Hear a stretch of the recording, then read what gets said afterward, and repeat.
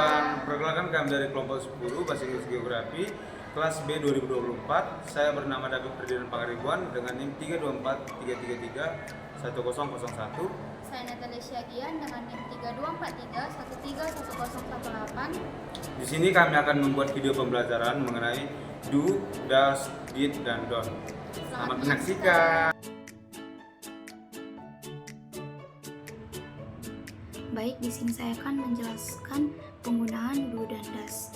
Do dan does sebagai helping verb merupakan kata kerja bantu yang digunakan untuk menjelaskan kalimat pertanyaan ataupun pernyataan negatif yang digunakan dalam menjelaskan kenyataan ataupun fakta ataupun kebiasaan karena digunakan dalam simple present tense. Penggunaan do dan does ini tentunya berbeda-beda, tergantung pada subjeknya. Jika subjeknya I, you, we, they, dan kata benda yang bermakna jamak seperti cards, books, bags, windows akan menggunakan do. Sedangkan subjek yang bermakna tunggal seperti he, she, it, ataupun kata benda yang bermakna tunggal seperti book, window, car, bag itu akan menggunakan does.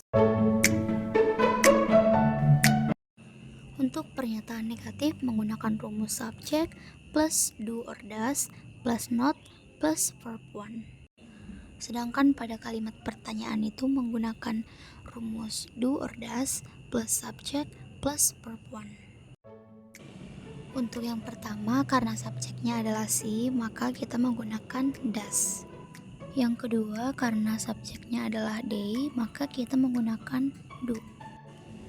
Untuk yang ketiga, subjeknya adalah my cat, yang berarti bermakna tunggal.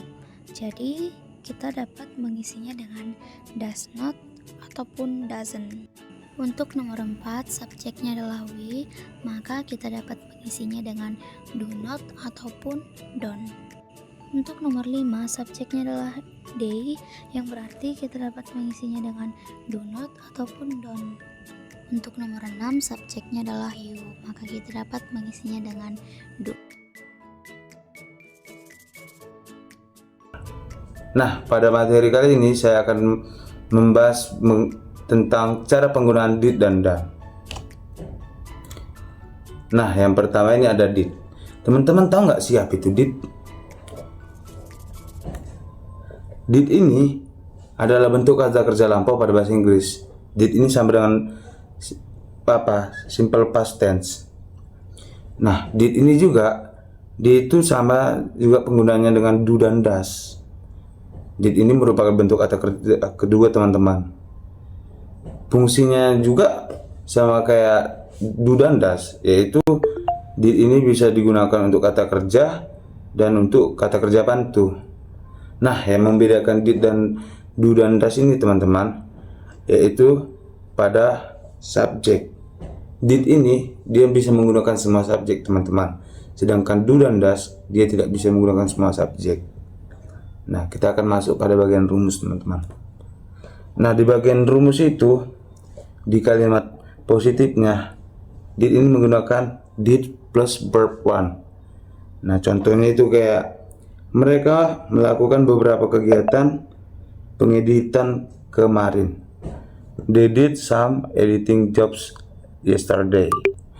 Nah, pada bagian kalimat negatifnya itu, rumusnya itu did plus not plus verb 1. Contohnya, dia tidak melihatku pagi ini. She did not see me this morning. Nah, pada kalimat tanya, did ini punya rumus sebagai yaitu did plus subject dan plus verb 1. Contohnya, apakah kamu tidak bekerja? Did you meet here?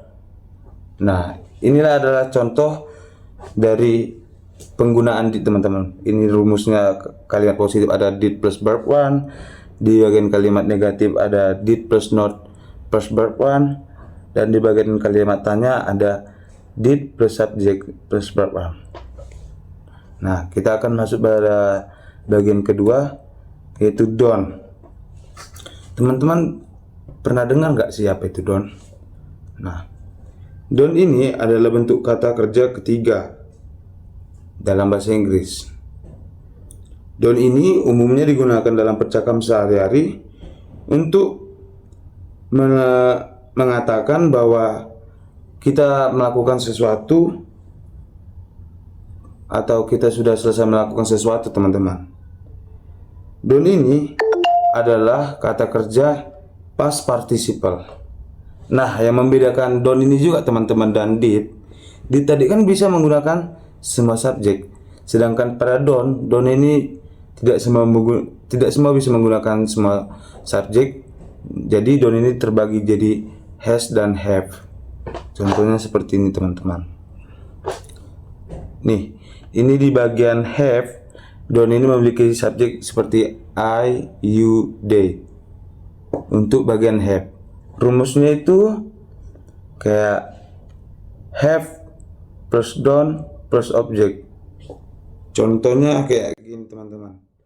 Aku belum mengerjakan pekerjaanku. I have done my work. Nah, jadi ini menggunakan rumus have plus done plus object. Sedangkan pada has itu menggunakan subjek we see it. Rumusnya itu has plus done plus object.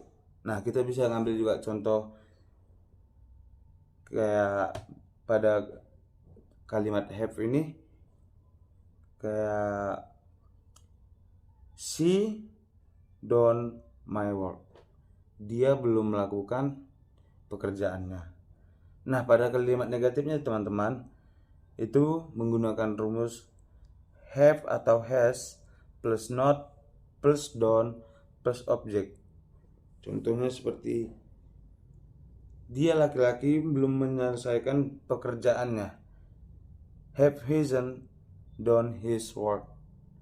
Nah, pada kalimat tanya, don't ini memiliki rumus have atau has plus subject plus done plus object. Contohnya seperti, apakah kamu tidak bekerja? Have you done work? Oke, teman-teman, sekian video yang bisa saya sampaikan. Terima kasih.